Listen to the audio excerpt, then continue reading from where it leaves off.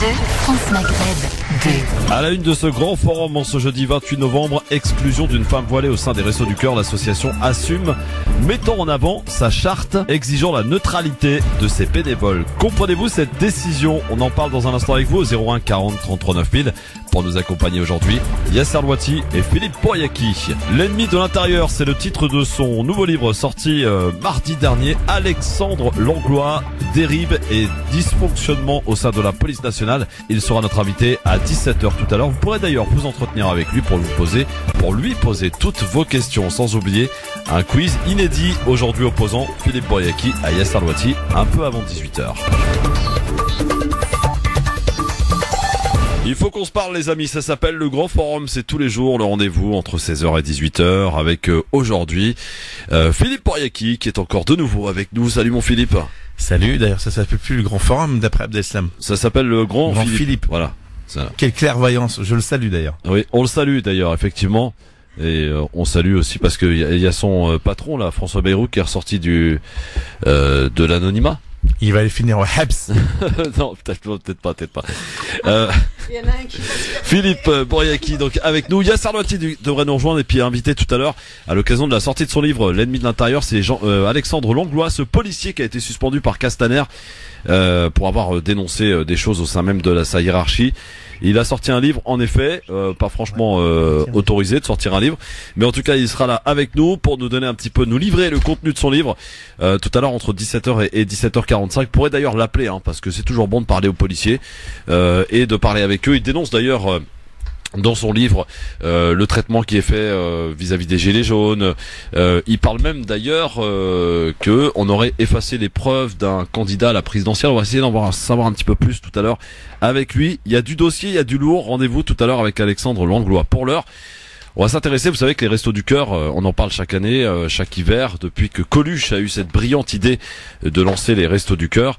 Et ce sont des milliers de bénévoles qui entrent en action pour essayer de venir en aide à ceux qui en ont le plus grand besoin pour apporter nourriture, chaleur, sourire, etc.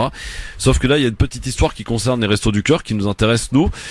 C'est une femme voilée qui a été exclue parce qu'elle a porté le voile. L'association assume, mettant en avant sa charte exigeant la neutralité de ses bénévoles. Comprenez-vous cette décision? Je vais vous lire quelques commentaires parce qu'il y en a beaucoup sur Facebook. Vous avez beaucoup voté d'ailleurs. Alors vous êtes 94% donc à ne pas comprendre cette décision. Philippe, encore une fois, au cœur du sujet, le voile, toujours le voile, encore le voile. Presque, parce qu'aujourd'hui Castaner a convoqué tous les préfets pour lutter contre les signes de radicalisation. Donc c'est soit le voile, soit la radicalisation, soit l'islam, soit les barbus, soit les prières de rue, soit... C'est un vrai problème tout ça. Oui. Mais bon, pour revenir à cette dame malheureusement qui a été exclue des Restos du Cœur de la mission, à très bientôt, de la mission qu'elle remplissait.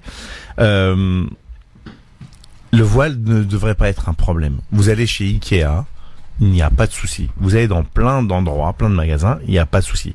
Par contre, il est vrai que s'il y a un règlement intérieur d'une association, parce qu'elle n'exclut pas en tout cas les prestataires des Restos du Cœur qui portent ou pas le voile, qui portent ou pas une kippa, qui portent ou pas une croix, mais dans sa charte ou dans son règlement qui est poussé, on pourrait considérer à l'extrême, il est dit que tout signe ostentatoire religieux est proscrit.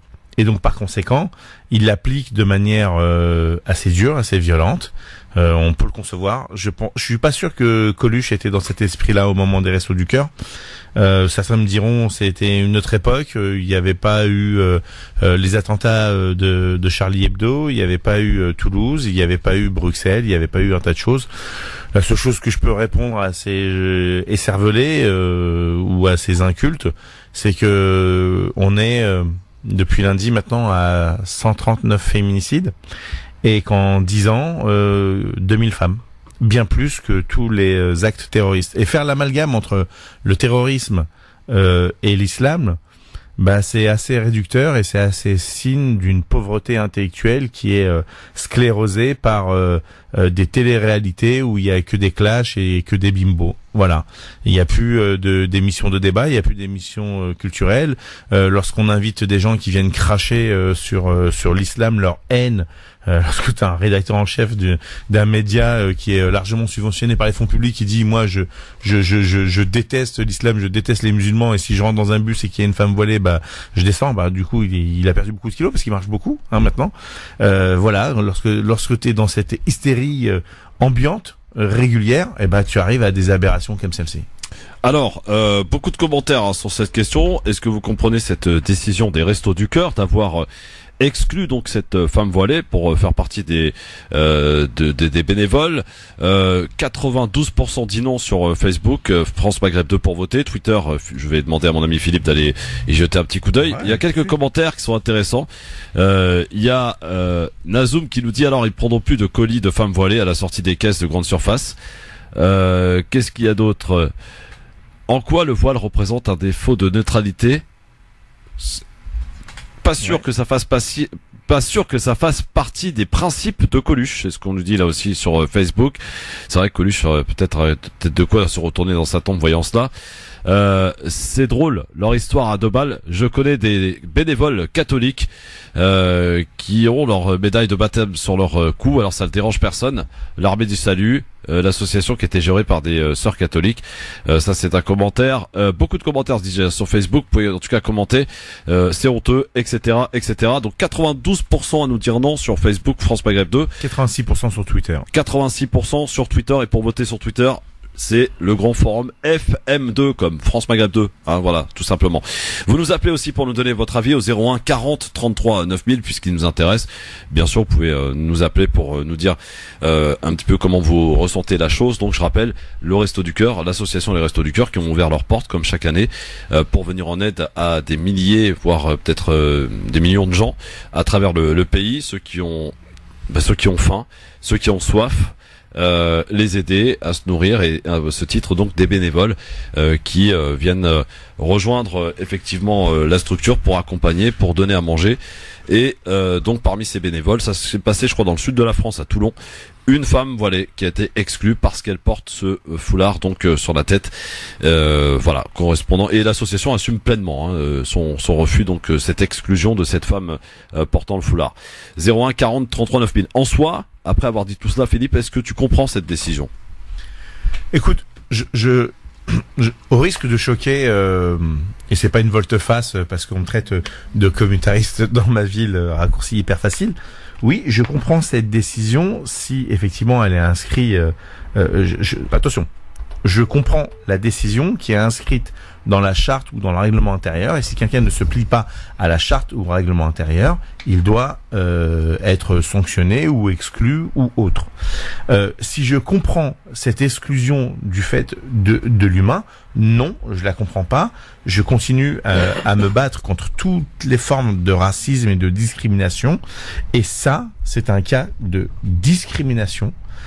Exclure dans la charte, mettre une charte qui exclut des croyants de leurs pratiques religieuses, mais qui est au contraire, là c'est la continuité, surtout dans les Restos du Cœur, dans le don, dans la zakat, c'est le don de soi aux autres, aux plus démunis.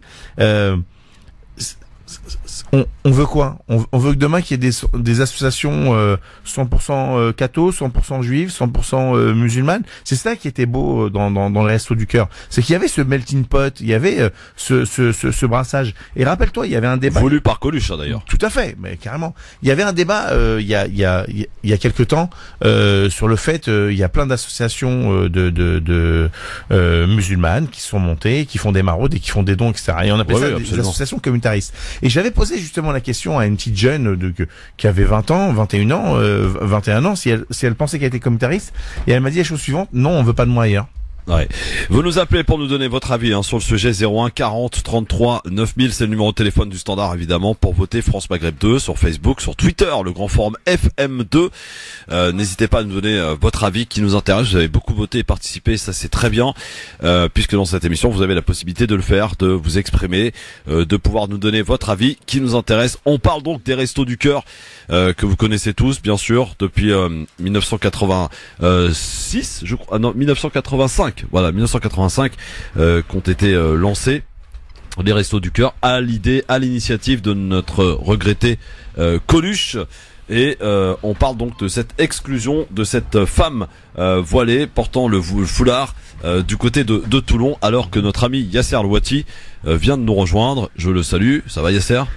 Et il vient de se lever parce que je crois qu'il a entendu quelque chose qui l'a interpellé. En parlant de Yasser, je voudrais faire une petite dédicace à Brita Thomas, qui sur Twitter me tacle un petit peu pour rebondir sur un tweet de Yasser où Yasser dit le jeudi c'est Louati et Brita dit bonjour, le jeudi c'est Louati. Est-il possible de connaître quel jour c'est pas Bouriaki? Bien joué. J'avoue, c'est mignon, c'est mignon. Ouais, pas mal Britas. Bon, le jeudi c'est Louati. D'ailleurs, vous pouvez aller voir sur Twitter, il a fait sa petite pleureuse, Yasser Louati aujourd'hui. Voilà, ça confirme exactement ce que je disais. À peine débarqué en studio, on discrimine, on jette en pâture. Bonjour tout le monde. Allô. Ici Yasser Louati sur France Maghreb 2. Et Christophe est au téléphone. Oui, il est au téléphone, il peut pas tout faire. Comment ça va mon Yasser? Très bien et toi? Bon, très bien. Alors on parle des Restos du Cœur, t'as suivi cette affaire? J'ai regardé avec consternation, mais sans grande surprise, parce que c'était déjà arrivé avant. Mais c'est-à-dire, tu peux étayer un petit peu? C'était arrivé il y a 4-5 ans déjà, une femme avait été refusée par les Restos du Cœur, justement parce qu'elle portait un foulard et qu'on voulait pas d'elle en tant que bénévole. Donc ça pose la question sur quelle valeur est fondée cette association. Comment se fait-il qu'une personne qui propose son aide soit rejetée en fonction de son foulard, alors que on prétend aider? Ben non, dans ce cas-là, on est encore une fois avec l'idéologie malheureusement dominante qui est celle de l'exclusion et du racisme.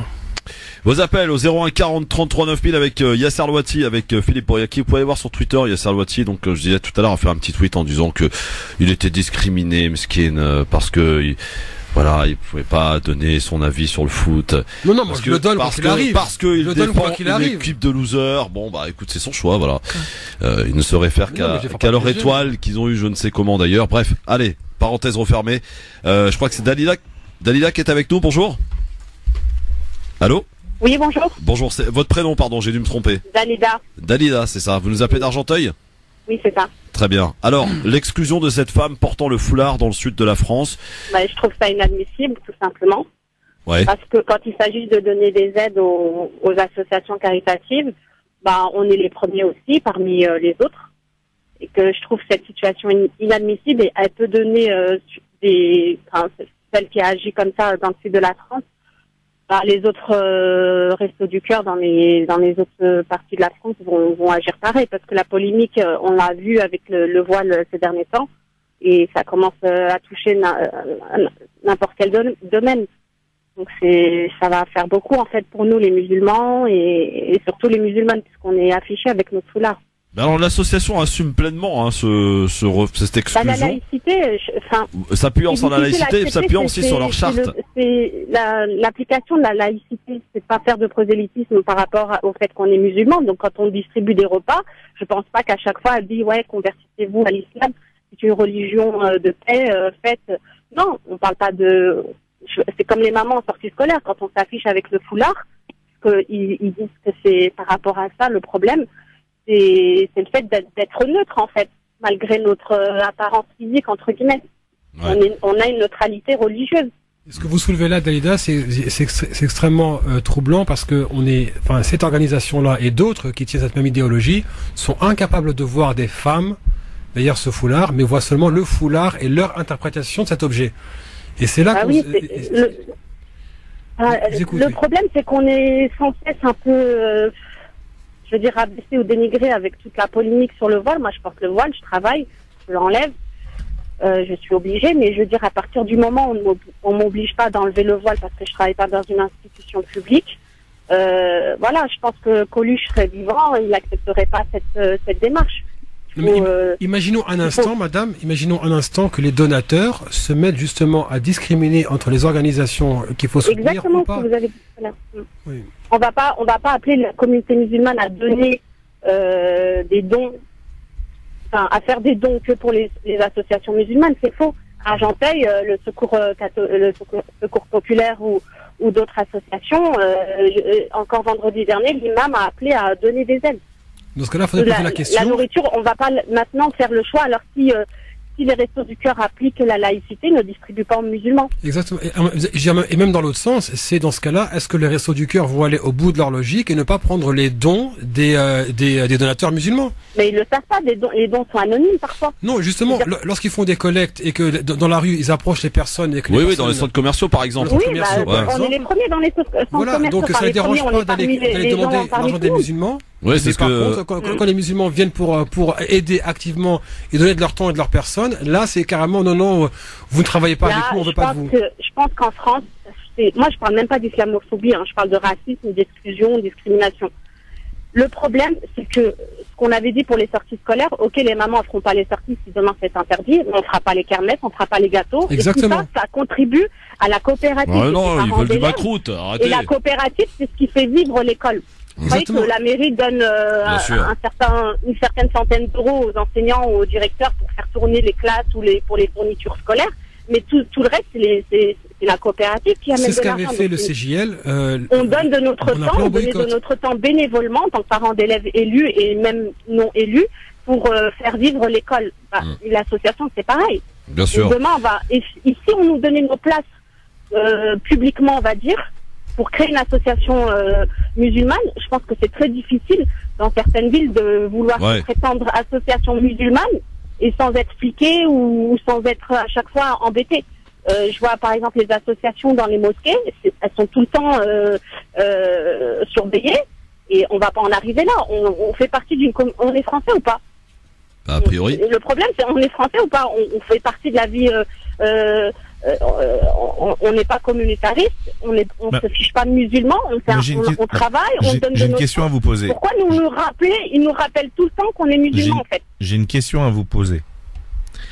J'ai bien compris, et je crois qu'on est tous d'accord et unanimes autour de cette table, dans cette radio, et les auditeurs et les auditrices qui nous écoutent, qu'on trouve scandaleux cette exclusion. Non, il y a 8% qui la comprennent sur Facebook. Ouais. Bah oui, mais c'était quoi la place de la bénévole qu'elle doit ressentir aujourd'hui? On l'a interrogé. Juste, il veut poser sa question. L'ami Bouriaki, vous savez, c'est pas le genre de mec qui aime se faire couper. Si, j'adore me couper. J'adore ça. Allez-y. Est-ce que vous comprenez que si dans la charte, aussi discriminante soit-elle, il est prévu, j'ai une bêtise, mais il est interdit de s'habiller en rouge sous peine d'exclusion, que la personne qui vient en rouge soit exclue. Ça, est-ce qu'on peut l'entendre? Ça, c'est ce qu'ils disent, c'est écrit effectivement dans la charte pour les signes religieux. C'est ça. Voilà. Donc, est-ce que ça, on peut l'entendre? On peut ne pas être d'accord, mais est-ce qu'on peut l'entendre?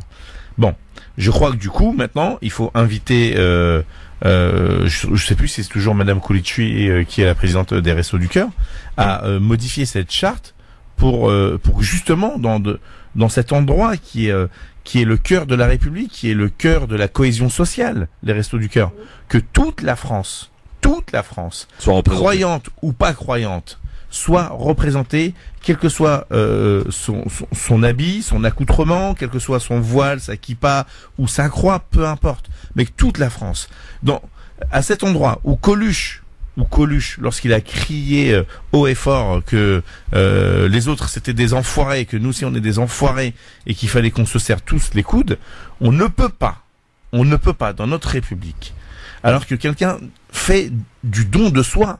Le bénévolat, c'est la quête ultime de l'amour de l'autre. Eh ben, on ne peut pas, pour une charte qui a été faite et qui a sûrement été faite à un moment donné parce que on ne voulait pas qu'il puisse y avoir des problèmes. Vous savez, dans les entreprises, on dit pas de politique et pas de et pas de religion pour éviter qu'il puisse y avoir des troubles et ça. Et pas de foot non plus. Hein. Et pas de prosélytisme à l'OM. Et on peut l'entendre pour éviter qu'il y ait des troubles ou des problèmes qui dépassent le cadre de l'entreprise et le cadre de l'association. Ouais. Mais si cette femme ne faisait pas du prosélytisme, si cette femme n'appelait pas les gens à se convertir, si cette femme disait ah non moi je prends pas les tranches de jambon et je les donne aux gens, je ne touche pas ça, eh ben c'est pas possible, on peut pas agir comme ça, parce qu'effectivement c'est la porte ouverte et j'ai l'impression qu'on incite justement à un mot que je déteste moi, qui s'appelle le communautarisme. Et est-ce que justement c'est pas du communautarisme le fait que les Restos du Cœur eux-mêmes virent une personne qui vient faire don d'elle-même, de son temps et de sa personne. Donc, merci madame en tout cas pour votre appel, on a bien entendu. Moi j'avais juste une question, Oui. est-ce que cette charte elle a signé la dame ou pas? Est-ce qu'elle a travaillé juste avant et qu'à un moment donné on lui dit en fait, finalement, tu déranges avec ton je voile suppose que aujourd'hui? quand on est bénévole on doit probablement signer une charte effectivement. Sinon c'est une erreur de la bénévole de ne Ouais. pas prendre connaissance de la charte. C'est Non, ça. Il faut pas qu'on rentre là-dedans savoir si elle a signé Et ou pas. est-ce qu'en Et- France, je pose la question Resto du Cœur et peut-être que vous aurez la réponse, est-ce qu'en France cette charte existe, je suppose, depuis longtemps? Est-ce que c'est la première fois qu'ils se... non, c'est pas la ce cas-là, première fois. Les Restos du Cœur avaient déjà exclu. Ou est-ce que c'est un enchaînement avec la polémique actuelle? Il y a déjà l'ambiance actuelle et le climat anxiogène. Oui mais ça y fait ça, oui. Bien sûr. Ouais. Mais les Restos du Cœur n'en sont pas à leur coup d'essai. C'était Voilà. déjà arrivé avant. On va essayer de se procurer la charte, ça serait bien quand même. Merci beaucoup en tout cas, Merci, chère madame. au revoir. À très bientôt du côté d'Argenteuil. Merci de nous écouter sur le 99.5. On est de retour très vite avec vos appels. J'espère que vous avez vos papiers les gars, parce qu'on reçoit un flic dans un instant. Alexandre Langlois sera avec nous. LGF, le grand forum, dans un instant, nous allons recevoir Alexandre Langlois sur France Magazine 2. On termine avec cette première partie consacrée donc à cette question du jour, à cette exclusion de cette femme portant le foulard du côté de Toulon, bénévole des Restos du Cœur. Comprenez-vous cette décision? L'association assume pleinement cette décision, rappelant que cela fait partie de leur charte. Voilà, donc on va voir ce qu'en pense Jamel qui nous appelle de Paris. Salut Jamel. Ah, bonjour à tous, bonjour à toute l'équipe. Salut Jamel, comment ça va? Ça va, et vous ça se passe, ça se passe. Ça se passe tranquille. Alors Jamel. Bah, par rapport à la décision qui a été prise par les Restos du Cœur au sujet de la dame, Ouais. franchement, on est en train de créer une polémique mais incroyable, parce que, vous savez, cette histoire de voile là, ça active la haine entre les êtres humains, peu importe leur religion ou autre. Je sais pas si vous avez entendu parler de la dame qui était ça, c'était une sœur qui était voilée et on lui a refusé l'accès à une maison de retraite. Oui, absolument, on en a parlé Donc, ici même. Donc Ouais. du coup, là, on parle d'un bout de tissu. Fait que franchement, je comprends même pas pourquoi une dame, qu'elle soit voilée ou pas, c'est la même fonction, c'est d'aider son prochain. Ouais. Donc si on sélectionne qui fait qui va donner une aide à des personnes en détresse, franchement, ça crée une situation complètement confuse et ça peut activer encore plus la haine de l'autre. Donc cette décision, bon, si c'est écrit dans la charte, il faut être neutre. Quand on effectue cette fonction qui, je le rappelle, est bénévole, on est d'accord. On est d'accord. Donc c'est bénévole. Oui, on Donc, est si d'accord, c'est- absolument. Mais quand on est bénévole, ça n'empêche pas qu'on doit signer une charte et prendre connaissance de ce contenu. Et Oui, mais la dame, Ouais. la dame en question, son but, c'est pas de convertir quiconque Non mais d'accord. à une religion. Son but, c'est juste d'aider les gens et de façon bénévole. Non mais Jamel, Voilà. on est d'accord là-dessus. Sauf que si c'est écrit effectivement dans la charte, on peut pas dire grand-chose, si ce n'est à les inviter à revoir leur charte, quoi. Mais si c'est effectivement écrit dans leur charte, voilà. Après, On peut tout écrire dépend n'importe de quoi ce qui dans a une été- charte. Hein. Par exemple, je ne veux pas que Loiti parle de Marseille le jeudi. Il signe et c'est bon. Il aura pu parler de Marseille. Bah, mais non, C'est mais des propos de toute façon, Loiti avait discriminant, sur la Jamel. charte, il en parlera de Marseille. Merci Jamel en tout cas pour ton appel. Ok, mais moi juste le truc, je vais juste insister sur le fait que, je voudrais savoir juste l'article dans la charte qui parle justement du vêtement que doit porter un bénévole dans les Restos du Cœur. Je voudrais juste connaître l'article Ouais, qui on parle de va ça. essayer de la retrouver cette charte et on vous tiendra au courant. Merci beaucoup en Ok. tout cas Jamel Bah, et merci à bonne. vous, puis franchement, continuez comme ça, je vous écoute quand je peux, parce que je suis routier. Souvent donc, ça, je quand vous tu écoute peux. Quand je peux. Tout le temps mon ami. Ah t'es pas en grève toi routier là? Il paraît qu'ils vont foutre le bazar là partout. Bah, j'espère pas, parce que j'ai envie de rentrer chez moi quand même. Ah ouais d'accord. Bon bon courage et prudence sur la route mon Jamel. Ok, ça roule. Allez, Ciao. Et sois sympa avec les deux roues, parce que les camions, des fois, vous les voyez pas. 01 40 33 9000, évidemment, avec Yasser Louati, avec Philippe Bouriaki, ici présent, et aussi avec notre invité, ici présent. Vous avez vos papiers, Bouriaki? Bien Servati? Toujours. Tout va bien. Ah, parce que il va procéder au contrôle. Monsieur Alexandre Langlois, bonjour. Très réducteur, ça, quand même. Oui. Enfin, contrôle, non. Ah non. Ce n'est plus un policier en service. Pardon. Je suis exclu de fonction pour le moment. Voilà. Il est exclu de énorme. fonction. Ça, Voilà. c'est énorme. Exclu de Vive la fonction France. depuis le mois de juin, pour une durée de 6 mois. Ouais, juillet exactement, jusqu'au 6 janvier, je reprends mes fonctions. Oui, ça c'est pas sûr. Enfin, je reprends et je risque de repartir directement au conseil de discipline. Oui, parce que vous avez sorti un livre. J'ai sorti un livre et puis j'ai encore 6 mois de sursis. Si j'étais sage, les 6 mois de sursis, je les prenais pas. Bon, j'ai continué de faire du syndicalisme. Mais pourquoi vous avez décidé de vous mettre la hiérarchie à dos comme ça? Ah non, c'est pas j'ai pas voulu me mettre la hiérarchie à dos, j'ai juste voulu continuer mon travail de policier pour une police propre et exemplaire. Après, si ma hiérarchie ne veut pas l'être, c'est elle qui ne fait pas le travail. Alors Alexandre Langlois, vous avez sorti un livre, c'était mardi, s'appelle L'ennemi de l'intérieur. Et vous y racontez un petit peu ce pourquoi vous êtes quelque peu un peu exclu aujourd'hui, tous les dysfonctionnements qu'il peut y avoir au sein même de l'institution police. On parle aussi des gilets jaunes, ça c'est de l'actualité, bien sûr, du traitement qui est fait envers les gilets jaunes.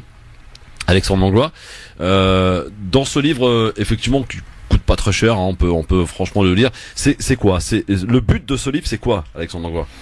Le but, c'est que le peuple français et puis les citoyens de façon générale se réapproprient la police, parce que la police, c'est une force publique, mais qui est au service du peuple.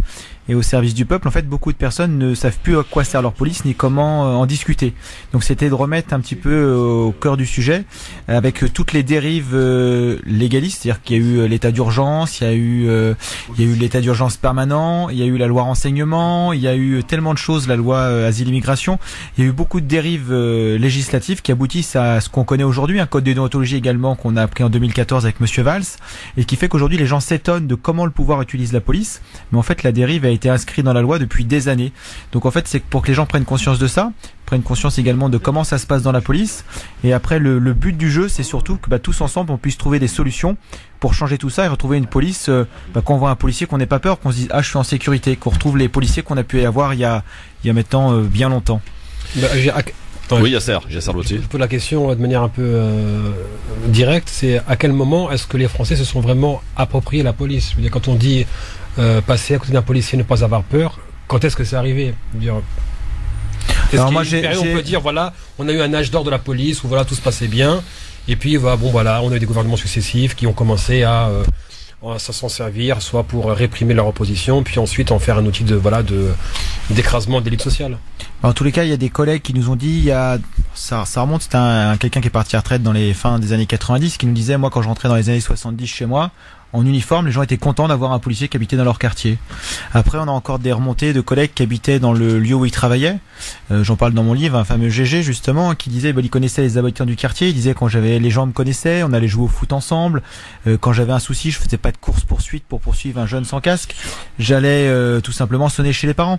Donc il y avait encore cette police où c'était possible parce qu'on n'avait pas cette pression du chiffre, cette pression, ce suréquipement, et on nous laissait encore faire de la prévention. C'est-à-dire qu'après, tout n'était pas parfait. Il y avait encore des choses à améliorer, mais aujourd'hui malheureusement l'institution engendre des comportements déviants et pas admissibles pour une démocratie, alors qu'avant on avait encore une liberté, un discernement sur le terrain qu'on nous a complètement supprimé. Et la politique du chiffre remonte à Sarkozy, c'est ça? La politique du chiffre commence avec Sarkozy, un tout petit peu avant, c'est Chevènement qu'il avait mis en place pour avoir une petite évaluation, et Monsieur Sarkozy a décidé de nous noter et nous évaluer uniquement sur ça, et à partir de là ça a été la porte ouverte à tous les dérapages, avec par exemple, je repense à l'époque mes collègues de Seine-et-Marne qui devaient faire 2,8 morts par an. Donc en rigolant, ils ont dit comment on fait 2,8 morts par an, ils devaient trouver pour leurs statistiques. Il y en a qui ont rigolé, on se partage le dernier mort, comment ça se passe. On était tombé dans un cynisme complètement affreux. À Pau également, le chef de service, il l'avait mis par écrit, il a retiré sa note de service, il a dit chaque unité doit me faire 82 outrages à agent par année. Comment on fait si on n'a pas les outrages, on les provoque? Enfin, ça a amené des dérives complètement inadmissibles en fait. D'ailleurs, c'est vrai qu'on touche une prime lorsqu'on on interpelle quelqu'un pour outrage ou pas?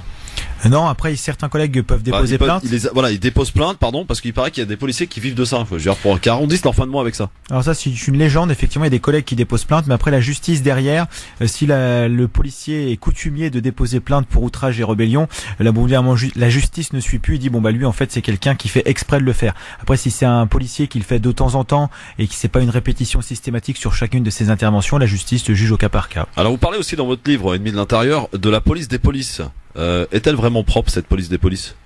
Ce que j'explique, non, à mon sens, elle n'est pas propre pour deux raisons. Elle est en contradiction déjà avec le code éthique de police européen qui dit que la police n'a pas enquêté sur elle-même, parce qu'il y a une précision, un petit commentaire à ce texte, il y a marqué, même si les policiers sont complètement honnêtes et font leur travail avec conscience, il y aura toujours une suspicion qui n'est pas tolérable dans une démocratie de partialité. Après, dans les faits, c'est ce qu'on a pu voir depuis les Gilets jaunes, depuis Steve, depuis tellement d'affaires où l'IGPN classe sans suite ou ferme les yeux. À chaque fois, la haute hiérarchie est exonérée de toutes ses responsabilités. J'ai jamais vu un commissaire à la barre, un ministre, un préfet.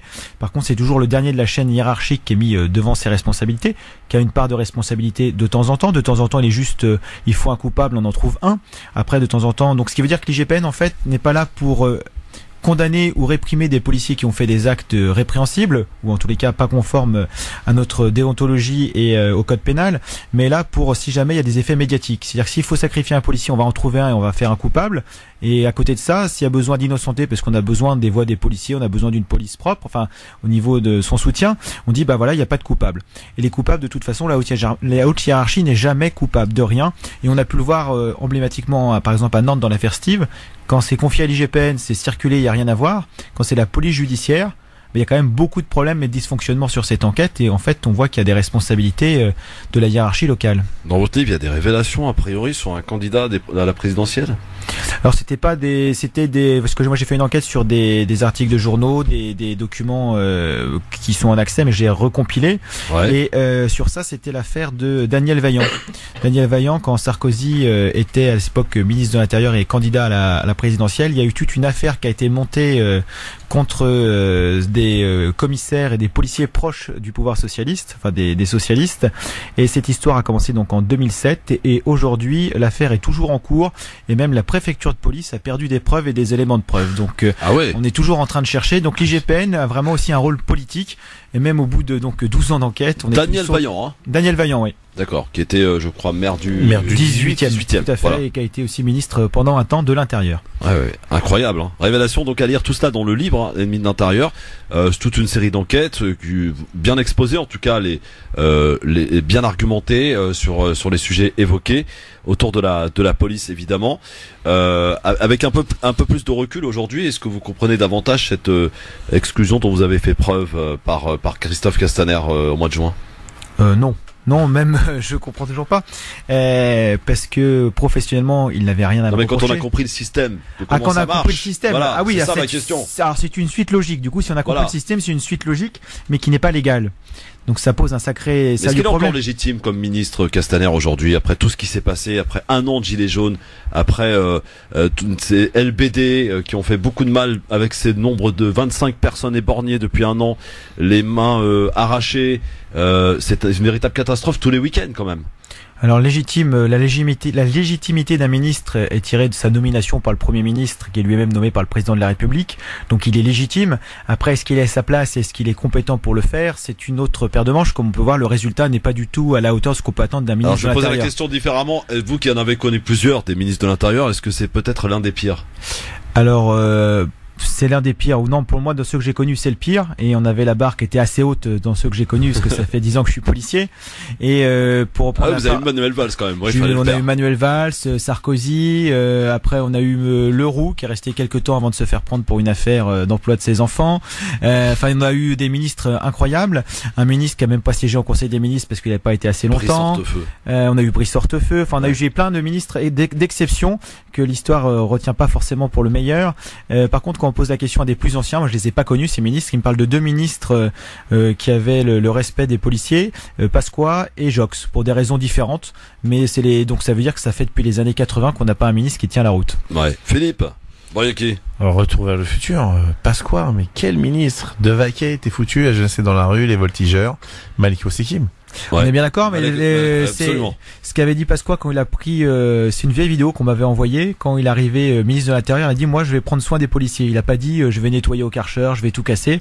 Voilà. Et à la différence de Monsieur Castaner, c'est que quand il y a eu l'affaire Malik Osekim, il a dissous les voltigeurs. Monsieur Castaner les a remis en place. Non, et donc en fait il tient même pas la leçon de l'histoire. Donc voilà. Donc en fait c'est. Il a pas d'histoire, Christophe. Castaner, ça soulève la question en fait, vu que là on s'accorde à peu près à dire que Castaner fait preuve d'incompétence, est-ce que justement c'est pas son incompétence qui fait qu'il se doit d'être du côté des syndicats dominants qui eux donnent une orientation au travail de la police? Ça veut dire si le syndicat dominant qu'on connaît, qui est Alliance, demande à ce que telle ou telle unité soit remise sur le terrain ou que telle ou telle pratique soit légitimée, est-ce que lui, se sachant justement incompétent, doit être plus ou moins loyal au pouvoir, ou en tout cas à ceux qui s'imposent au sein même des forces de l'ordre? Ah bah déjà, je n'ai vu aucun syndicat lui demander de remettre les voltigeurs en état. Donc voilà, c'est encore donc pire. Ça, je veux dire, il y a personne qui l'a demandé. C'est encore pire. Non, il y a personne qui l'a demandé. Même Alliance qui avait demandé en disant, bah là, l'analyse on avait la même, les policiers sont épuisés par le mouvement des gilets jaunes. Ils avaient demandé l'envoi de l'armée en supplément. Donc, mais ils ont jamais demandé la recréation des voltigeurs. Donc après, ça c'est des créations du ministère. Le fait de tirer autant de munitions, grenades lacrymogènes, tirs de LBD, c'est pareil. Il n'y a jamais eu une demande de lâcher, d'en tirer dans tous les sens. Donc tout ça, c'est des prises de position politiques. Ouais. Alors, tu disais, Philippe, entre parenthèses, que Castaner est propre, bon, sauf quand il est bourré, il se trompe de femme, bon. Après, c'est une affaire personnelle. Mais ceci, non, tu disais il avait pas d'affaires, Christophe Castaner. C'est ce que t'as dit ou pas? Non, c'est plus ça. C'est un non-sujet, un non-personnage. Non, mais aujourd'hui, Castaner, quand tu entends ce qu'il a dit il y a peu de temps sur les reconnaissances de radicalisation, c'est juste, je croyais, scandaleux. Non, mais je croyais que c'était un sketch, moi. Ouais. Et là aujourd'hui, il remet le couvert en convoquant les préfets et en disant, en voulant détourner l'attention sur des sujets. Il faut pas nier qu'il y ait des gens qui peuvent poser un réel problème ou qui posent problème à notre société parce qu'ils sont complètement barrés, mais ça n'a rien à voir avec les 7 millions de pratiquants de l'islam en France. Et il joue sur cet amalgame. Je crois que il est en service commandé pour le président de la République. Voilà, commandé par qui? Parce que par le président de la République. On sait que généralement, quand on nomme une personne qui est incompétente à un poste, elle est très loyale. Auquel cas, envers qui Castaner est-il loyal pour s'avancer autant sur des pratiques qui sont profondément impopulaires, contre-productives, et qui justement sont en train de retourner les forces vives du ministère de l'Intérieur contre sa hiérarchie. Et la gestion des gilets jaunes a été une catastrophe quand même, hein, et c'est quand même Castaner qui est aux ordres. Ouais, Pasquale Le Sac. Ouais.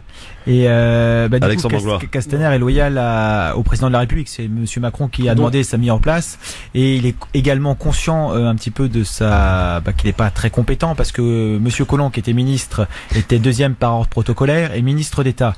Monsieur Castaner n'est pas ministre d'État et 12e dans l'ordre protocolaire du gouvernement. C'est-à-dire que c'est un désaveu. J'ai jamais vu un ministre de l'Intérieur aussi bas classé. Non, il n'est pas ministre d'État. Non, il n'est pas ministre d'État. Ouais. Donc déjà, il y a un désaveu général en disant il va pas être terrible. La deuxième chose, il est loyal au gouvernement, parce que quand on parlait par exemple de la radicalisation, c'est Monsieur Macron qui a voulu la loi d'état d'urgence permanent avec la stigmatisation des musulmans, en disant on va stigmatiser dans la loi les musulmans, on va dire qu'on va fermer les lieux de culte, les mosquées, enfin tout est ciblé. Et c'est ce que j'explique dans le livre. Il y avait des mesures qui pouvaient être mises en place sur les dérives sectaires qui concernent toutes les religions et pas que la religion musulmane, et eux ils ont stigmatisé une partie de la population. Donc tout ça, ça vient déjà depuis qu'ils sont arrivés au pouvoir. Il faut toujours choisir un peu, c'est un peu sa cible. Le leitmotiv du livre L'ennemi de l'intérieur, c'est qu'en fait il y a plein d'ennemis de l'intérieur qui fabriquent pour détourner l'attention, pour monter les gens les uns contre les autres, et c'est ça qui est inadmissible. Mais c'est un mot diversion, quoi. Il y a ça, il y a aussi les pauvres, il y a tellement de gens qu'ils aiment pas en fait, avec les gens qui ne sont rien, les illettrés, les femmes qui ne savent pas lire.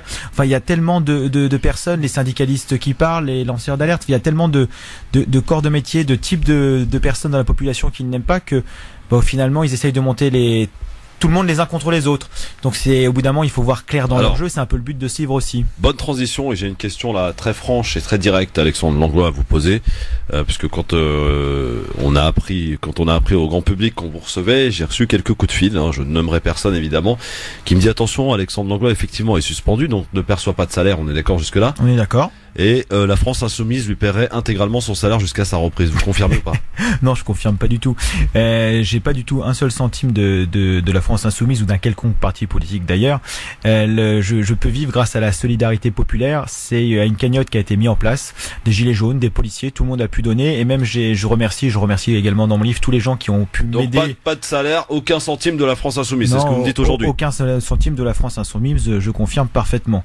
Et la cagnotte est en ligne, et même j'ai bien précisé, le syndicat pourra reconfirmer, le surplus de mon salaire, parce que les gens ont été généreux, a été reversé intégralement au syndicat pour pouvoir lancer des procédures judiciaires contre ce brave ministère. D'accord. Bon, alors comme ça c'est fait, hein, c'est écarté, donc à bon entendeur. Alexandre Langlois est avec nous, le titre du livre c'est L'ennemi de l'intérieur, ça coûte 18 €, hein, ça vaut le coup, en tout cas, et c'est aux éditions Talma Studio. Voilà, Talma Studio. Je vous laisse les citer. Hein, voilà. Donc 01 40 33 9 si vous souhaitez poser des questions et profiter de la présence d'Alexandre Langlois qui est avec nous. On a parlé donc de la police des polices, on a parlé bien sûr du ministère de Castaner, on a parlé de quelques révélations et d'enquêtes autour de Daniel Vaillant. Donc ça c'est à dire dans le livre. Hein. Voilà, on vous en dit pas davantage. Mais revenons quand même sur cette image de la police qui a été fortement abîmée. Alors dans les quartiers populaires, ça fait longtemps, on est d'accord.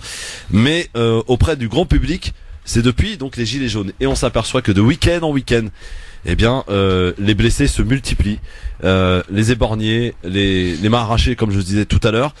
Est-ce que là, vraiment, il faut, quand on s'en prend aujourd'hui à la police en disant tout le monde déteste la police, c'est ce qu'on entend dans les manifestations des gilets jaunes, mais aussi dans d'autres manifestations. Est-ce que c'est vraiment à la police qu'il faut s'attaquer ou est-ce que c'est aux donneurs d'ordre? Voilà, clairement, on veut savoir, on veut comprendre Alexandre Langlois, le week-end quand la police est mobilisée sur le terrain, face à des gilets jaunes, parfois face à des casseurs, elle se comporte. Est-ce que c'est un insu de quelques décisions de policiers que vous êtes ou est-ce que c'est des ordres qui vous sont donnés en disant vous tapez dans le tas, vous faites ceci, vous faites cela? Alors nous, c'est ce que j'explique depuis le début avec mon organisation syndicale. Il y a un problème de donneurs d'ordre. Les donneurs d'ordre, par exemple, sur une manifestation, qu'on nous dit vous nassez une place, mes collègues sur place, en fait, on leur dit pas vous nassez la place, on leur dit vous bloquez telle rue. Et ils ne savent pas que toutes les rues sont bloquées. Après, quand on leur dit maintenant en face de vous, il y a plus de manifestants, il y a plus que des délinquants et des criminels qui sont en train de mettre le bazar, tirer dans le tas, et ils n'ont pas forcément le recul pour savoir. Par contre, la deuxième chose en fait, avec ce qui s'est passé, c'est qu'il y a eu aussi des comportements qui ont été encouragés. C'est-à-dire qu'il y a une minorité de policiers qui malheureusement fait n'importe quoi, et avec les ordres qui sont donnés, et avec comme ils sont couverts par leur hiérarchie, ils s'en donnent à cœur joie. Je donne l'exemple par exemple à Bordeaux, où un pompier volontaire s'est pris 2 tirs de LBD dans le dos, dont un qui l'a touché en pleine tête. Une fois qu'il est étalé dans une mare de sang, on lui tire encore un tir de grenade. Et quand les riverains sortent horrifiés, ils disent attendez, appelez les secours. Ils disent on n'a pas le temps, on s'en va. C'est contre notre doctrine d'emploi. Et le préfet de l'époque de Bordeaux, Monsieur Lallemand, a couvert ces agissements en disant que c'était des scènes de chaos, que c'était des pillages de magasins. Et Le Monde a fait l'enquête plus rapidement que l'IGPN et a montré toutes les vidéos et qu'en fait l'endroit était calme, que la personne s'en allait et en fait fuyait justement la zone de conflit. Et le message qui a été envoyé par le gouvernement, ça a été de nommer le préfet allemand de Bordeaux, le nommer préfet de police à Paris. Ouais. Donc ça veut dire qu'on encourage ces comportements. Même chose quand on a un collègue qui passe au tribunal pour un jet de pavé. Donc, oui, absolument. C'était il y a quelques jours, récemment, une semaine dernière, je crois. L'image est choquante. Effectivement, elle a fait le tour des réseaux sociaux. Il n'a blessé personne. Je ne pense pas que c'est lui qui était à passer en priorité. On a par exemple un commandant Andrieux qui a tabassé des manifestants. On a ceux de Bordeaux où Le Monde a montré qu'ils avaient tiré volontairement sur quelqu'un de dos. Est-ce qu'ils sont formés au LBD? Est-ce que vous, la police, dans les écoles de formation aujourd'hui, vous êtes formés au tir de LBD? Alors à l'école de police, on n'est pas formé au LBD. Après, on peut passer une habilitation pour avoir un LBD. Et le LBD, donc la formation consiste à avoir un tir tous les 3 ans de 5 balles. Et sur les 5 balles, il faut qu'il y en ait 3 qui touchent. À savoir qu'on est dans un stand de tir aseptisé, c'est-à-dire pas du tout dans un contexte opérationnel. Et la petite anecdote, c'est que mon organisation syndicale avait demandé en 2016, qui est plus, à l'époque on avait un tir tous les 2 ans, et on a dit c'est pas assez. L'administration nous a répondu ce sera tous les 3 ans. Et c'est encore pire qu'avant en fait.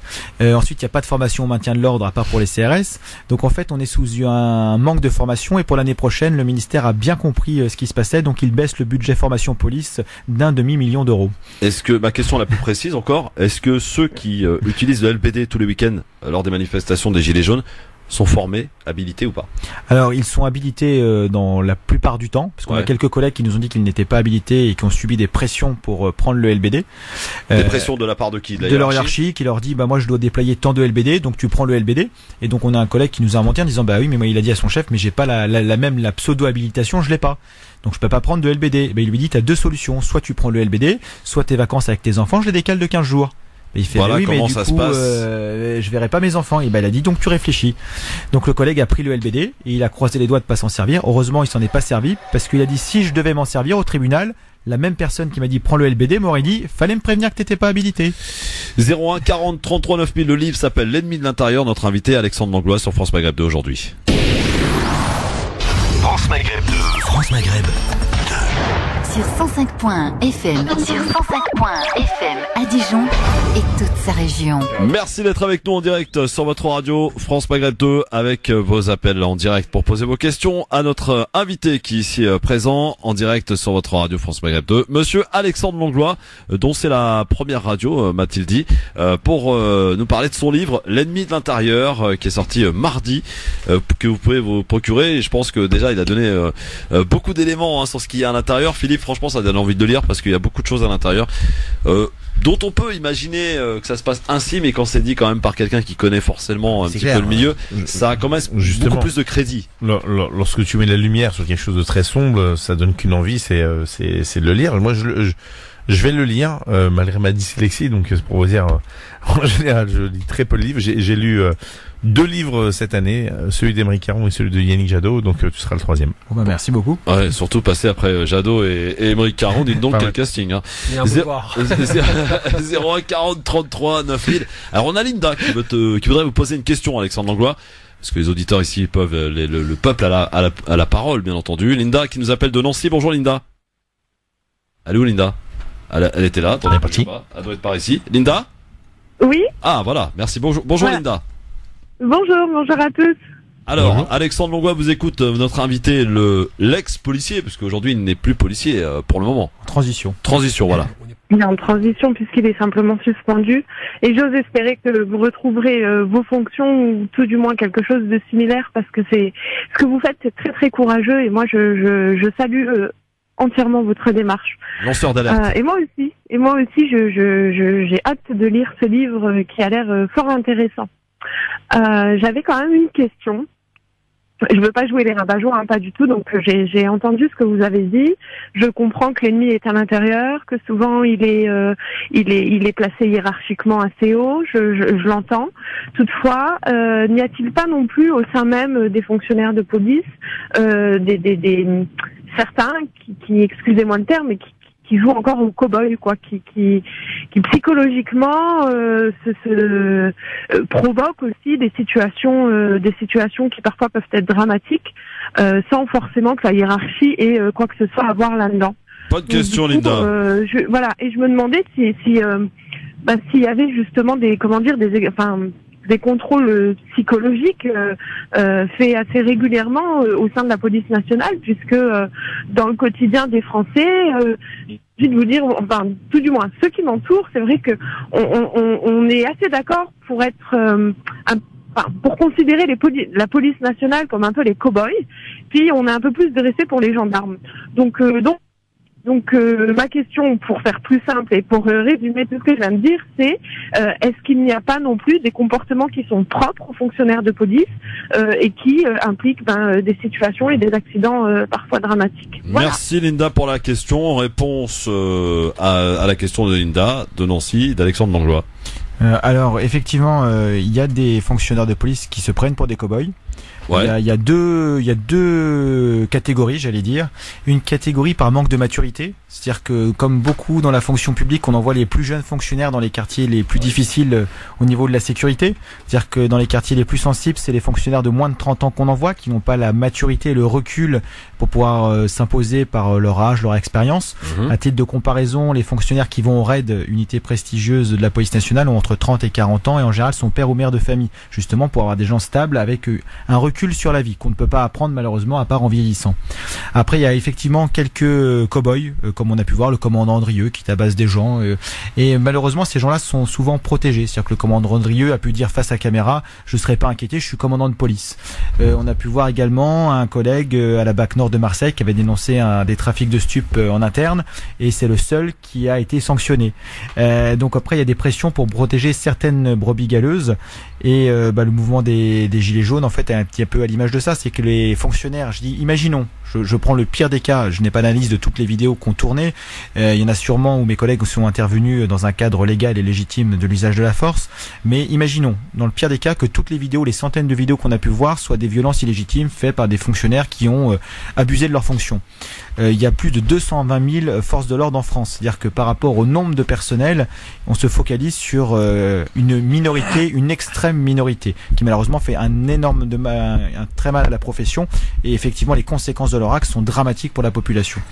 Alors, on peut parler un peu aussi du contrôle au faciès. Vous en parlez dans le livre d'ailleurs, l'ennemi d'intérieur. Le contrôle au faciès, j'en parle pas directement, parce que le contrôle au faciès, par contre, on peut en parler. Il y a sur ce sujet-là, la question est mal posée en fait, je trouve. C'est qu'en fait, c'est plutôt on contrôle les gens il y a deux raisons. C'est qu'on a toujours les statistiques.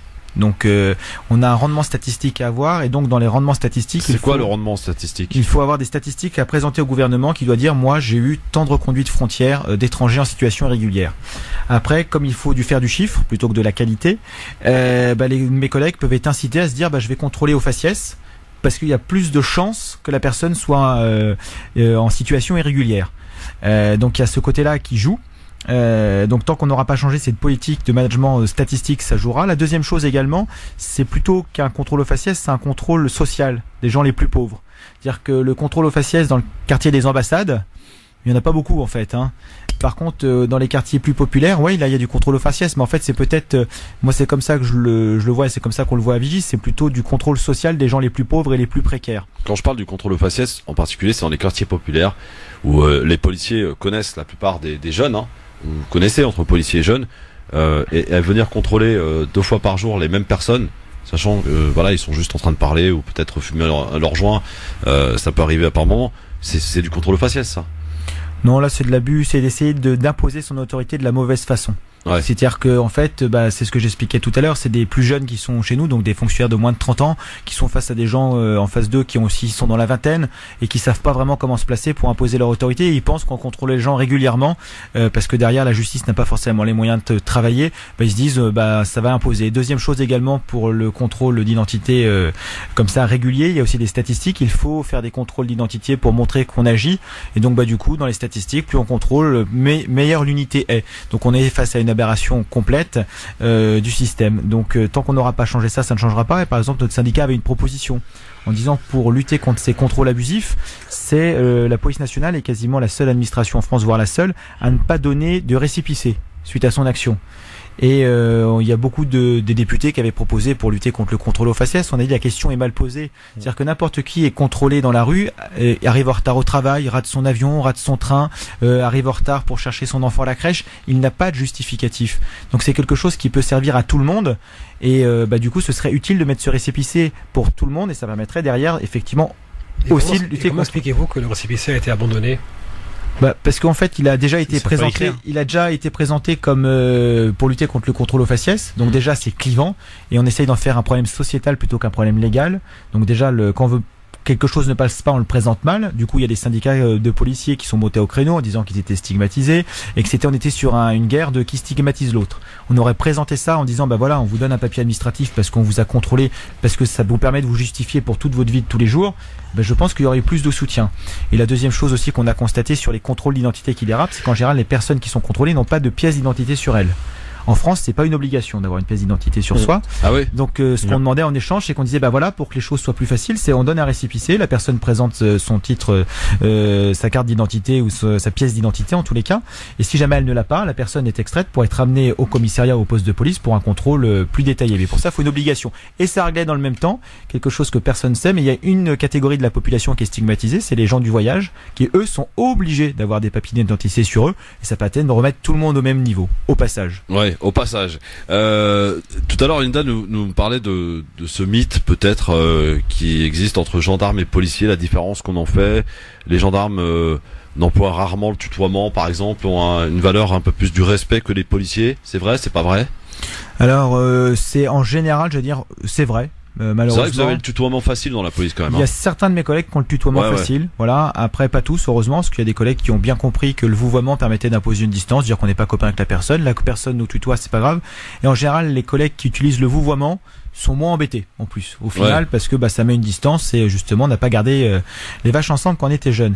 Et par rapport aux gendarmes, c'est les gendarmes ils sont déployés aussi plus souvent dans des zones rurales avec d'autres problématiques que la police nationale peut rencontrer et ils travaillent aussi régulièrement en uniforme. Ils ont très peu d'unités en civil, ce qui fait pas le même rapport non plus quand on contrôle les personnes. C'est vrai. Mais dites-moi pourquoi vous êtes dans la rue vous les policiers aujourd'hui, parce que vous n'avez pas obtenu satisfaction. Vous étiez sortis, je me souviens au début des Gilets jaunes, vous aviez obtenu satisfaction dès le lendemain. Alors, mais non, parce que le braco n'a pas fonctionné. Non, mais je sais pas, je pose la question, moi. Castaner est dans la sortie des sacs et en fin de compte, c'était des faux billets qu'il y avait à l'intérieur. Castaner, voilà, et Monsieur Macron nous ont fait des promesses. Voilà, alors ils ont promis. Et ça s'est resté à la promesse.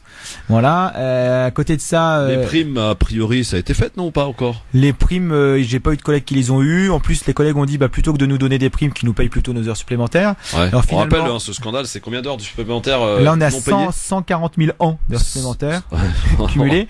Et là, donc 140 000 ans, oui. Ah oui. Voilà, parce que sinon on dit 25 millions, mais ça fait moins. Non, en fait, vous allez ruiner le pays, en fait. C'est ça. Du coup, Monsieur Castaner et Monsieur Macron ont trouvé quelque chose d'incroyable pour la loi de finances de l'année prochaine.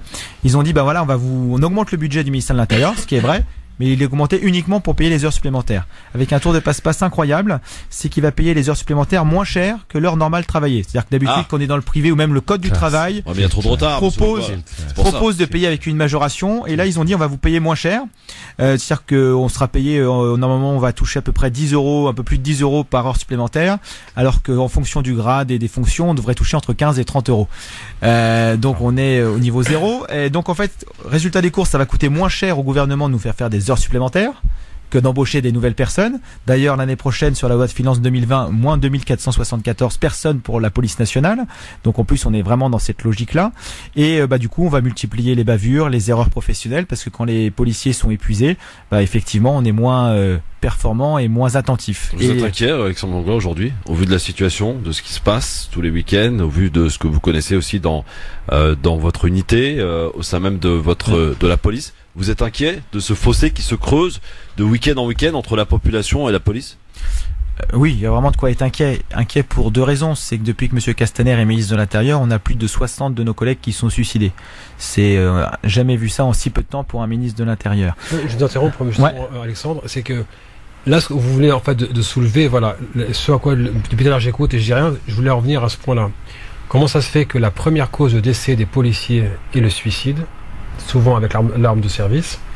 Pourquoi est-ce que cette situation-là, où on peut avoir un père de famille, peu importe ce que je pense des pratiques policières, qu'on a un père de famille qui rentre chez lui et qui met fin à ses jours, comment ça se fait que ce n'est pas le discours principal porté par la police vis-à-vis en tout cas du gouvernement actuel, de dire c'est pas les Arabes et les Noirs des quartiers populaires, c'est pas les Gilets jaunes, c'est que nous avons des collègues qui meurent au rythme de 3 par mois, quasiment, si c'est pas plus, à cause du métier, avec l'arme de service, et on a la hiérarchie qui regarde. En plus, j'avais cru lire, on sait que c'était où en fait on avait carrément une mise en scène pour un policier qui avait été tué, non pardon, qui s'était suicidé, et on a vu le mépris avec lequel je sais plus c'était quoi l'histoire.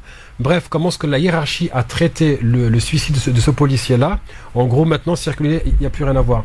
J'ai l'impression, en fait, que il y a une espèce de convoi funéraire qui accompagne les troupes policières au quotidien, et que le discours porté par la police sur ce qui lui pose problème au quotidien, c'est pas encore celui-là.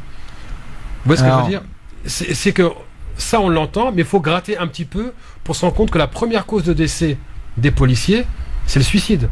On est bien d'accord. C'est-à-dire que même pour être très cynique, même les terroristes tuent moins que les policiers qui retournent leur arme contre eux-mêmes. Alors qu'à écouter le discours dominant, et souvent malheureusement qui est corroboré par des syndicats comme Alliance ou d'autres, c'est que non, le problème principal de la police, c'est les quartiers populaires, ces Arabes et ces Noirs, ces Roms, etc. Et en même temps, cette souffrance que... Je reste quand même un père de famille, et j'ose à peine imaginer ce que vit une famille quand le père met fin à ses jours, peu importe sa fonction ou son bord politique. On n'a pas l'impression que cette tragédie-là est vraiment traitée comme avec toute l'urgence, la gravité qu'elle mérite. Et ça, encore une fois, c'est que On parle à des personnes du quotidien, bon, je travaille sur les droits humains, donc forcément on est au courant, mais vous parlez à une personne lambda, posez la question, qu'est-ce qui tue le plus les policiers? Ils vont vous dire, ouais, c'est forcément les terroristes ou les quartiers populaires. Comment c'est que vous n'avez pas réussi en fait à imposer cette question-là dans le débat public? Alors, pas vous, Vigie, non, en Vigie. tout cas, la fonction. C'est-à-dire que dans la police nationale, on avait fait une marche Vigie avec les associations de la police nationale, l'UPNI, la mobilisation des policiers en colère, d'autres organisations syndicales plus minoritaires, et c'est un combat qu'on mène justement sur le suicide, parce que ça nous semble le point qui montre en fait l'aberration du système et qui pousse nos collègues à des actes de désespoir. Non, mais vous pourriez... Après, pourquoi c'est pas plus mis en avant? Voilà. C'est pas assez audible. Et du coup, pourquoi? Parce qu'en fait, qui gère le comité technique ministériel, qui gère les conditions de travail? C'est le ministre, la haute direction, et puis les syndicats qui sont là depuis 10 ans aux commandes, c'est-à-dire Alliance, Unité SGP, UNSA. Ils vont pas dire qu'ils ont rien fait depuis 10 ans quand même. Donc ils ont qu'une seule chose à faire, c'est comme notre hiérarchie, mettre tout sous le tapis. Et c'est eux qu'on entend le plus parce que les élections, comme je l'explique dans le livre, elles sont les dernières. Il y a eu tellement de fraudes qu'il y a 4 recours. Il y a des fraudes aux élections au ministère de l'Intérieur avec du chantage au bulletin de vote. Enfin, il y a plein de choses. On est pas en Algérie, non? Quelques petites anecdotes. À Paris, excuse-moi. Marseille, il y avait au bout de 10 minutes de vote, il y avait 50% des policiers de la zone Marseille qui avaient voté, parce qu'on votait pour la première fois par vote électronique. Donc normalement, on a un taux de participation de moins 20%, que ce soit dans le privé ou dans le public, quand le vote électronique est mis en place. Nous, il y a eu un bond de 20% de participation. Ah, vous êtes très fort. Parce que certains syndicats allaient voir leurs adhérents en disant vous me filez vos codes, si vous me donnez pas vos codes, pas d'avancement, pas de mutation pendant 4 ans. Et puis si jamais on en a pas assez, on va vous mettre... Mais à quel moment les syndicats majoritaires, en tout cas ceux qui pèsent et ceux qui passent sur BFM et consorts, à quel moment, vos collègues vont dire Mais jamais, parce qu'ils sont dans la cogestion actuelle. Ils sont avec des postes fictifs, c'est-à-dire qu'à l'heure actuelle, ils sont experts en je sais pas quoi pour justifier des salaires auxquels ils n'ont pas le droit. Donc ça pose beaucoup de problèmes. Donc ils vont jamais dénoncer les conditions de travail pour lesquelles ils sont aussi à être mis en cause en fait. C'est pas pour rien que par exemple le syndicat Unité SGP, donc pour les resituer, c'est Bamboula, c'est convenable, et là où il a main arrachée, c'est bien fait pour sa gueule, nous a attaqué au tribunal. Pour les élections professionnelles, on avait demandé juste qu'on nous dise s'il y avait eu des collègues qui étaient témoins du chantage qu'ils avaient opéré. C'est le seul syndicat qui nous a attaqué au tribunal parce que ils voulaient pas entendre parler de tricherie. Donc si c'est verrouillé de l'intérieur, qu'est-ce qui peut se faire à l'extérieur? Comment peut-on faire? Justement, c'est le but du livre entre autres, c'est justement d'éveiller les consciences, de rappeler que la police nationale n'est pas au service des syndicats majoritaires, elle n'est pas au service des dirigeants au gouvernement, elle est au service du peuple. Donc maintenant c'est du pouvoir, mais maintenant c'est au peuple de se réapproprier sa police et de faire des pressions extérieures. On demande par exemple une chose toute simple qui pourrait être mise en place, déjà c'est un contrôle extérieur de la police.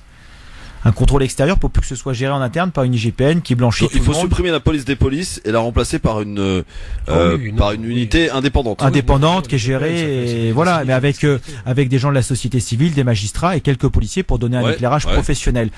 Mais surtout qu'il n'y ait pas un contrôle des personnes qui sont mises en cause. Ouais. Je vais donner un exemple tout bête de l'IGPN, je le raconte également dans le livre. Quand on avait saisi l'IGPN pour dénoncer des dysfonctionnements.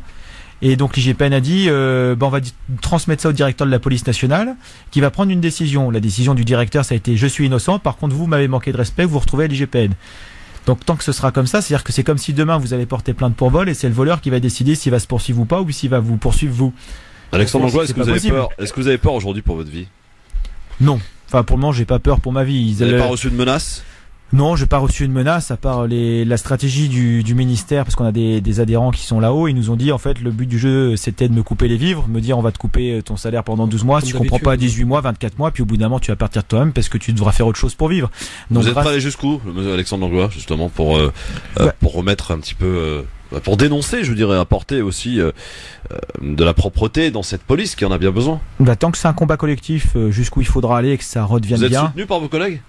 Par exemple, à mon conseil de discipline, tous les gens de mon unité étaient présents. Ouais. Dehors, mon chef de service a toujours dit j'ai rien à lui reprocher professionnellement. Je comprends pas pourquoi vous l'embêtez, vous me privez d'un fonctionnaire. Il y a d'autres collègues à qui j'ai échangé avec, même s'ils avaient des cagoules hier soir, qui partageaient aussi ça. Donc il y a une majorité de policiers qui ne peuvent pas s'exprimer à cause des pressions psychologiques qu'ils peuvent subir. Et pour tous ces gens-là, je continuerai. Pour tous les mutilés et borgnés des manifestations gilets jaunes, tous les gens qui sont stigmatisés. Enfin, il y a beaucoup de personnes qui veulent juste vivre tranquillement en France, en fait. Vous considérez-vous? Pardon, excuse-moi, Christophe. Oui, vas-y. Est-ce que vous pourriez dire que, ma police va craquer? Mais la police, elle a déjà craqué, la police. La police, elle a déjà craqué. On serait pas à un taux de suicide aussi important, des burn-out, des gens qui démissionnent dans tous les sens. Par exemple, M. Macron a dit que l'année prochaine, on pourrait faire des ruptures conventionnelles. Il y en a plein qui attendent pour partir, en fait. Pour partir avec un chèque, parce qu'il y a beaucoup de policiers qui ne savent pas forcément faire autre chose ou qui attendent pour se reconvertir et c'est pas possible tant qu'ils sont en fonction. Il y a l'islam ou pas? Le jeu de mots est intéressant. Après, ça, c'est l'envie personnelle. Et je ne rentrerai pas là-dedans. C'est chacun ses convictions. Est-ce que, il est fou, ce type. Tiens, Farid nous attend, 01 40 33 9000. Bonjour, Farid. Oui, bonsoir à tous. Bonsoir, Christophe. Bonsoir, monsieur Langlois. Je vous ai vu sur Internet et je salue vraiment votre courage, votre combat. Et je pense que dans toutes les périodes historiques, il y a des gens comme vous qui émergent et qui œuvrent pour l'intérêt général. Et vraiment, je tenais à vous féliciter. Je souhaitais faire une observation. Vous avez dit tout à l'heure justement, et c'est ce que j'aimerais, quand vous dites que la police est au service du peuple. Mais si on regarde en réalité historiquement sur le temps long depuis la Ve République, ça commence à se déliter de plus en plus et à se voir de plus en plus, la police est malheureusement, ou heureusement, je ne sais pas, au service de la République et non pas au service du peuple, malheureusement. Et quand on voit aujourd'hui que les dirigeants politiques sont au service d'une oligarchie dont les intérêts sont ailleurs, on a l'impression que les policiers sont utilisés comme des supplétifs qui ne sont plus au service justement du peuple français, mais au service d'un groupe oligarchique. Et à mon avis, ça explique en partie le malaise qu'il y a dans la police et le suicide également. Je voudrais vous poser deux petites questions. Rapide. Alors, j'aimerais que vous me donniez quand même votre avis sur ce que je viens de dire, mais deux petites questions. La première question, c'est je pense que nous arrivons à une fin de régime. Je pense que le régime est en transition et je pense qu'il va y avoir une fin de régime. D'ailleurs, il y a eu un reportage sur BFM d'ailleurs pour vous dire qui ont montré qu'à un moment donné le pouvoir était vraiment vacillant. Donc, est-ce que vous pensez, vous en tant que policier de l'intérieur, que cette fin de régime est vraiment palpable par ceux qui représentent ces institutions qui sont en fin de règne? Et deuxièmement, il y a des gens dans notre pays qui, par le biais de Zemmour et autres, qui poussent à la guerre civile en occupant le terrain de la souveraineté, qui est une fausse souveraineté en réalité, puisqu'il n'apporte aucune solution, et qui pousse à la guerre civile. Est-ce que vous pensez qu'il y a également un risque de guerre civile dans notre pays? Je ne le crois pas, mais est-ce que vous pensez que ça peut... Ne faites pas les réponses à les questions, Farid. Merci, Farid, pour les questions. Alors, Alexandre Langlois. Déjà, merci pour votre commentaire. Alors, pour la République, en fait, le code de la réponse est très simple. Les policiers, en fait, dans leur code de déontologie de 1986, étaient au service des institutions de la République. En 2014, M. Valls, avec l'aval des syndicats majoritaires dont on parlait tout à l'heure, qui sont souvent silencieux, ont avalisé que nous étions plus au service de la République, nous étions au service des institutions et des intérêts nationaux. Le mot République a été rayé en 2014. Donc les intérêts nationaux, c'est bien ce qu'ils veulent et c'est défini par nos dirigeants. Et c'est pas forcément l'intérêt de la population. Ensuite, sur est-ce que nous en fin de règne ou pas, je n'en sais rien. Je n'en sais rien. Ça, ce sera à voir comment ça évolue. Les policiers, tant qu'il n'y aura pas ils sont sûrs d'une volonté populaire de changer de régime, ils seront toujours à protéger ce qu'ils estiment comme les lois de la République. Sur les éditorialistes auxquels il faisait référence et qui poussent et incitent à la guerre civile en prenant par exemple en référence les propos d'une certaine Zineb Azraoui qui appelle la police à tirer à balles réelles sur les gens de banlieue. Vous pensez quoi de ces propos de Madame Azraoui? La même chose que Monsieur Luc Ferry qui avait déjà proposé la même chose au début du mouvement des Gilets jaunes. Donc c'est pas nouveau, il y aura toujours des gens qui proposeront ça. La solution de tirer à balles réelles, ce serait un échec. Voilà, ce serait un échec. C'est à balles réelles, on tire sur des terroristes, on tire sur des gens qui menacent la vie de façon sûre et certaine et avec qui on n'a vraiment aucune chance d'avoir d'autres méthodes. J'ai une question qui vient de Twitter, de nos médias, qui pose la question: comment sont traités et considérés les policiers de confession musulmane? Réponse dans un instant, juste après la pub. À tout de suite. Maghreb 2, France Maghreb 2. Alexandre Langlois est avec nous pour le livre L'ennemi de l'intérieur depuis 17h de révélation en révélation. Le livre contient beaucoup de révélations, d'enquêtes et justement de réflexions autour de la police parce qu'il est policier, pour l'instant suspendu jusqu'au mois de janvier. La dernière question que posait Yasser Louati, Alexandre Langlois: comment sont traités les policiers maghrébins ou noirs aussi d'ailleurs au sein de la police qui n'appartiennent pas au groupe majoritaire. Voilà. Ça dépend. Je veux dire que depuis l'affaire Harpon, c'est compliqué. parce que il y a des fois certains qui sont tombés dans une psychose ou qui ont été renforcés dans leur psychose. Dans 99% des cas, tout se passe bien. Mais je vais donner un exemple, c'est qu'on a une collègue qui a été suspendue en début novembre pour avoir tenu des propos pro-palestiniens il y a en 2015 ou 2016, je ne sais plus. Et ils lui ont dit il y a une suspicion de radicalisation, donc on te suspend de tes fonctions. À côté de ça, nous avons un délégué d'unité SGP qui a dit Bamboula c'est convenable, lui il n'a eu aucune sanction. Ou alors également c'est convenable, hein. Ouais, mais c'est quand même ça, par contre c'est du code pénal, donc nous on aurait aimé qu'il ait une sanction. En plus ça a retenti sur toute l'image de la police nationale, c'est-à-dire qu'on ne sanctionne pas ces personnes et ces propos, ça a rejailli sur toute la police nationale en disant c'est le sale comportement qu'on accepte, alors que la plupart des policiers n'acceptent pas ça. Par contre c'est un message que notre haute hiérarchie essaye de faire passer, et c'est quand même dangereux que des gens prennent ces décisions diamétralement opposées en fonction des personnes et en fonction de leurs origines. Je donne un autre exemple aussi, c'est un peu plus ancien.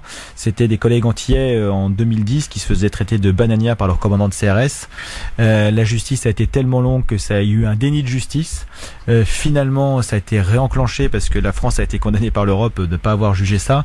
3 de ses collègues ont demandé leur mutation ailleurs. Le dernier a dit maintenant, moi que je suis rétabli dans mes droits, je vais rester. Malheureusement, les moqueries ont continué. Il a fini par se suicider. Et le commandant n'a pas été inquiété. Donc en fait, le vrai problème, c'est pas la généralité, c'est les quelques comportements qui posent problème, qui ne sont pas sanctionnés par l'administration. Parce que la grande majorité des policiers... À quel moment l'administration se dit de toute façon c'est pas important? L'administration en fait, elle a un point de vue, c'est je soutiens la hiérarchie coûte que coûte. Et c'est pas propre parce que c'est du racisme, parce que c'est religieux, c'est la hiérarchie a toujours raison. On a plusieurs exemples. Le médecin agresseur sexuel dans l'Est de la France a été soutenu jusqu'au bout par la hiérarchie policière parce qu'il était médecin inspecteur. On a eu une collègue qui a été victime de viol de son supérieur hiérarchique dans l'Essonne. Elle est enfin passée en tribunal, elle a gagné, son violeur a été condamné. La hiérarchie l'a soutenu, le violeur, jusqu'au bout parce que c'était le chef, avec le syndicat Unité SGP qui avait envoyé son délégué soutenir ce chef, alors que tous les autres avaient dit non, mais au bout d'un moment on peut pas accepter l'inacceptable. Donc il y a ce poids de la hiérarchie où il faut la soutenir pour que justement elle maintienne les troupes coûte que coûte, et tant que ce sera comme ça pour des motifs complètement aberrants et surtout contraires au code pénal, on ne pourra pas y arriver. Et on ne pourra pas y arriver justement tant qu'il n'y a pas un contrôle extérieur, parce que cette hiérarchie se juge elle-même à l'IGPN. À quel moment est-ce qu'il y aura une cassure entre les troupes opérationnelles et la hiérarchie? À quel moment c'est fini? Là, la rupture est consommée. La rupture, il faudrait recréer une solidarité entre policiers de terrain qu'ils ont bien organisé pour tout casser depuis des années, comme dans toute la population française, divisée pour mieux régner. Voilà, exactement. En disant, si tu veux passer, il y a beaucoup de collègues qui arrivent en région parisienne et qui ont qu'une envie, c'est de retourner dans leur région, les départements d'outre-mer. Donc on dit, si t'es sage, tu repartiras plus vite que ton petit camarade. Tu veux ton grade, voilà. Et puis chacun se dit, si c'est pas moi, c'est l'autre. Et finalement, on achète la paix sociale pour des mauvaises raisons, et chacun se dit oui, mais moi je voudrais retourner dans ma province. Malgré les 60 suicides par an à peu près, il n'y a toujours pas de solidarité qui se crée de facto en se disant de toute façon on va à l'abattoir quoi qu'il arrive. Soit on craque psychologiquement, soit physiquement on met fin à ses jours. C'est ce qui se passe malheureusement, c'est que le choix était plutôt fait de partir en burn-out, de démissionner ou de mettre fin à ses jours. Donc, et à ceci dit, c'est que c'est même pas dans l'arme de service, c'est utilisé que dans 60% des cas, c'est-à-dire qu'il y a 40% des cas, nos collègues se suicident de façon différente. Donc, c'est même pas l'arme qui est mise en cause, c'est vraiment le management, etc. Et puis même de façon plus générale sur le suicide. En France, quand j'entends monsieur Édouard Philippe qui dit il faut lutter contre la mortalité sur les routes, qui est la première cause de mort violente en France, c'est faux. La première cause de mort violente en France, c'est le suicide, donc c'est un problème beaucoup plus large de société où les gens n'ont plus de sens à leur vie en fait. Alexandre Langlois, le livre s'appelle L'ennemi de l'intérieur, il est sorti mardi, c'est tout frais, vous pouvez vous procurer évidemment chez tous vos bons libraires, il est en ligne évidemment sur internet, vous pouvez le commander, le télécharger légalement bien entendu, et le lire parce que voilà, il y a plein de choses à l'intérieur. On a parlé de tous ces sujets qu'on a effleurés avec Alexandre Langlois. C'était sa première sortie médiatique depuis la sortie de son livre. Il y en aura d'autres, Alexandre? Est-ce que les grands médias vous ont sollicité? Pour le moment non, mais c'est en cours, donc je sais pas, j'espère que ça va arriver. Pour moi, j'ai su. Vous pensez qu'ils vont jouer le jeu, ou est-ce qu'il peut y avoir un blocage au sein des rédactions qui peuvent avoir un lien avec le ministère et Castaner, je sais pas. Je peux pas me prononcer, je suis pas à leur place. Si on peut refaire un bilan dans 2 mois, tu me réinvites et je te dis. Avec grand plaisir. Avec grand plaisir. Philippe, tu vas l'acheter? Évidemment. Bon, je suis engagé. Bon, pas de quiz aujourd'hui. On n'a pas le temps. La force de Breslau. Bah oui, non, mais comme ça, on pourra pas t'accuser de venir. Franchement, c'est une raclée qui t'attendait, là. Là, c'était le 4-0, là, direct. Je me faisais un plaisir d'affronter. Ne me cherche pas, Yasser Louati. Fais gaffe. Je me faisais un plaisir d'affronter Yasser parce que il fait peur à tout le monde. Oui, c'est ça, oui. Merci beaucoup, en tout cas, Alexandre. Merci. Venu. Le livre s'appelle, je rappelle, L'ennemi d'intérieur, l'édition, j'ai pas retenu. Talma Studio. Voilà. On n'hésite pas, en tout cas, on achète. Et vous allez voir qu'on va apprendre des choses absolument extraordinaires, hallucinantes. Voilà. Et on espère, en tout cas, que les choses s'arrangent. Est-ce que vous pensez que le changement, et ce sera ma toute dernière question, parce qu'on est en retard déjà, est-ce que vous pensez que le changement de ministre pourra faire changer les choses, évoluer les choses, ou c'est bien plus profond que cela? C'est bien plus profond. Si on veut faire changer les choses, il faut qu'il y ait un ministre qui ait une volonté de réformer l'institution en profondeur. Et voilà, donc là, il faut quelqu'un de beaucoup plus charismatique et surtout avec une poigne. Je suis disponible, monsieur Macron, si vous voulez bien. Voilà. Bon, merci beaucoup Alexandre Langlois, merci à Sarlotti, merci Philippe Bouriaki. Merci. Rendez-vous demain les amis, entre 16h et 18h évidemment. On sera là, comme tous les jours, avec le plus grand plaisir pour vous accompagner dans l'émission du Grand Forum. Oui, le peuple a la parole dans cette émission. Demain, rendez-vous les amis, pour l'heure 18h, le journal avec Sophie Terrance. Bonsoir. Bonsoir à tous et bienvenue dans votre journal avec au sommaire ce soir la SNCF qui se prépare à une semaine de la grève contre la réforme des retraites. Des perturbations à prévoir déjà dans les trains, 150 000 voyageurs resteront à quai. La lutte contre le sida pointée du doigt en France, c'est un rapport qui parle d'une situation inacceptable. On vous dit pourquoi dans quelques instants. Enfin, les bons chiffres du tourisme cet été en France. Une tendance à la hausse qui se confirme depuis 2 ans, avec notamment un carton plein dans le sud. C'est dans une semaine tout juste le jour de la grande mobilisation nationale contre la réforme des retraites. Ce sera le jeudi 5 décembre. Et la grève s'annonce d'ores et déjà très suivie et dans les transports notamment. Perturbations attendues dans les aéroports, à la RATP, mais aussi et surtout à la SNCF, la compagnie ferroviaire qui tente donc d'anticiper les difficultés, Elsa Ruot. Oui, la SNCF a donc prévenu 150 000 de ses clients que leur train serait supprimé le 5, mais aussi le 6, le 7 et le 8 décembre. Objectif, leur permettre de se reporter sur d'autres trains qui sont sûrs de circuler. Déjà hier, la SNCF avait fermé les réservations de tous ses TGV et Intercités sur ces dates. Pour les prévisions détaillées, il faudra encore attendre mardi prochain lorsque toutes les déclarations des grévistes seront déposées. La SNCF fera ensuite chaque jour un point à 17h sur les perturbations à venir.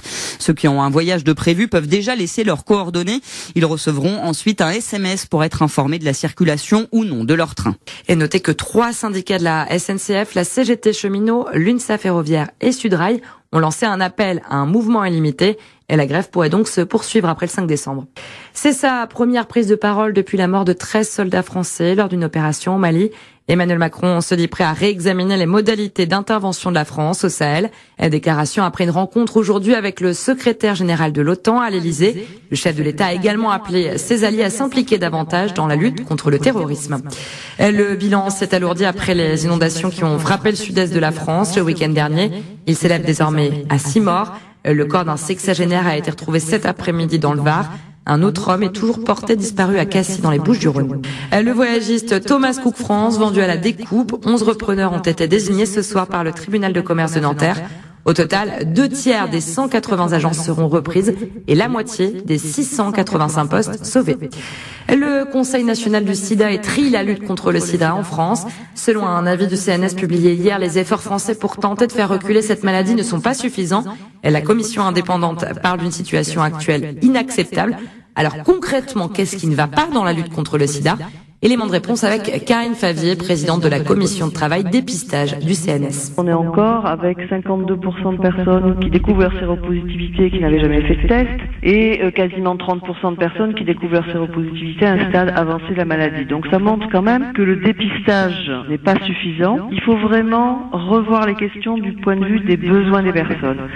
Vraiment, on a besoin de données récentes, de suivre vraiment l'épidémie et puis on a besoin d'affiner sur les territoires. Les situations sont effectivement différentes à Paris, elles sont différentes dans certaines villes de région et donc on a vraiment besoin d'une territorialisation pour vraiment donner de l'humain, de la vie, de la dynamique sur les politiques territoriales. Des propos recueillis par Boris Karlamov. C'est un vote symbolique. Le Parlement européen a décrété ce soir l'urgence climatique et environnementale. Il s'agit de maintenir la pression sur les 28 pays membres de l'Union à l'approche de la COP25. Le sommet débute lundi prochain à Madrid.